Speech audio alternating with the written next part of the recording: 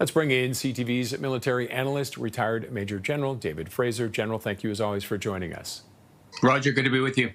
Several things to talk about here. First, the escalation of Russian attacks on Ukraine.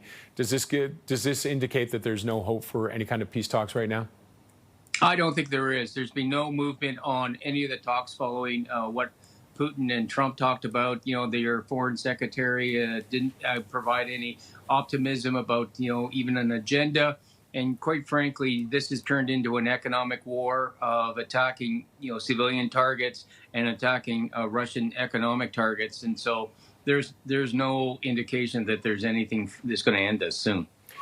We heard the German chancellor saying that they need to crack down economically. Is there any impact that can have?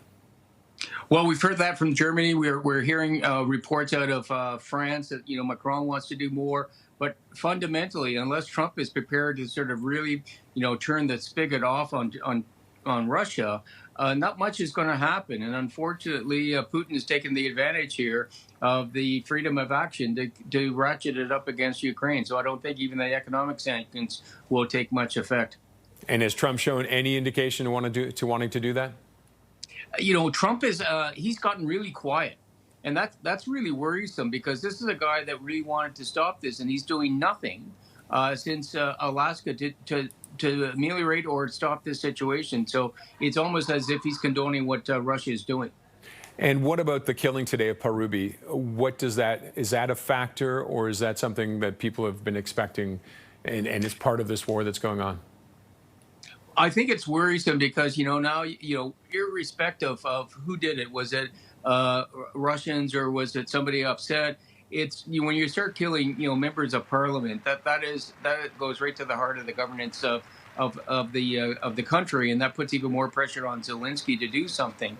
And so I think this is, again, just yet another rock in the water that's just stirring up tensions. What kind of response could Zelenskyy have for that? Well, I think he's going to have to clamp down really seriously on making sure that everybody is protected in the government, so that there is confidence in the stability of his governance structure as they're negotiating.